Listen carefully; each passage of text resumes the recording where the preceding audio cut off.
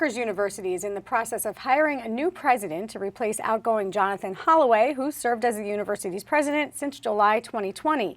He came on during a global pandemic marked with online learning, and he left in the wake of protests and social unrest on his campus and campuses around the country, sparked by the war between Israel and Palestine. It's now the job of the Rutgers Board of Governors to replace him, but that's proving to be a challenging task as the role of college presidents has come under intense national scrutiny due to the protests earlier this year. I'm joined now by Amy Towers, chair of the Rutgers Board of Governors, to help us understand what the process looks like and who their ideal candidate would be. Amy, so good to have you here. Thank you for having me. So tell us, who would your ideal candidate be? What would be the characteristics that you are looking for? Well, right now we're in the process of listening to campus leaders, students, faculty, other people in the state of New Jersey community to find out what's important, what are the qualities and the characteristics that are important for the next leader.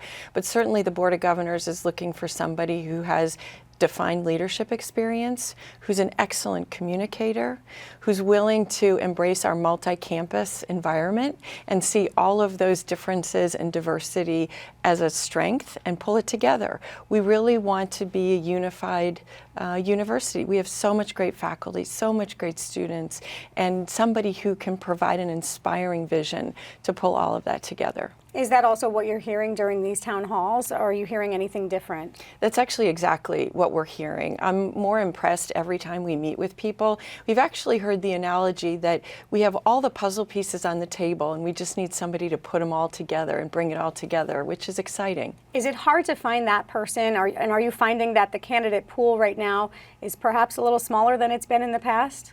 We have heard from the search firm that candidate pools are smaller, but what they're saying is the candidate pools are more intentional.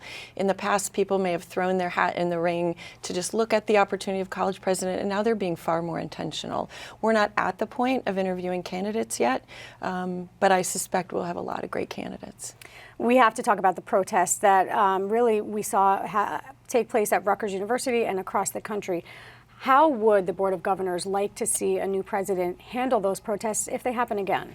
We'd like to see them handled quite similarly. We were very proud of the way that our administration handled this in a calm and thoughtful manner. These are our students. We care about them. We want everybody to feel safe on the campus, and we want a leader who can work through and think through thoughtfully and lead through the challenges. This is not going to be smooth sailing, we know that, but there are plenty of people with excellent skills in talking to people, managing through challenges with success. We've seen a real focus and a shift in focus, I should say, towards social emotional learning. We see it in lower classrooms, but it's also playing out on college campuses across the country and here in New Jersey. Has that required a different skill set now from presidents who understand that students come, with a lot more needs than perhaps colleges were looking to meet in the past? I think that's fair. I think it's a great observation. And we use the phrase dialogue through difference, and we believe really strongly in that. And we want to support our students, educate our students on how do you have difficult conversations? How do we work through dialogue through difference? We have the Miller Center that's been doing this for years. It offers our students an opportunity to learn how to do this and to actively demonstrate those skills in doing that, in addition with faculty and other leaders. So it's a challenge, but I agree with you. That's where we need to be, and I believe that Rutgers is in that place. And just quickly, you touched on the different campuses, and that is what makes Rutgers unique. How important is it to have someone who does kind of unite all the different campuses throughout the state? It's critically important. We're the State University of New Jersey. We're proud of being the state university. We intend to lead as the state university, and that involves all three campuses and understanding the value and the commitment of different types of research, different types of faculty, different types of students that all bring a richness to our campus and allow our students to go between the campuses and learn with different experiences. So I think that it will be somebody who understands all of those strengths and brings them together. And of course, you're hoping to have someone in place by June when President Holloway leaves.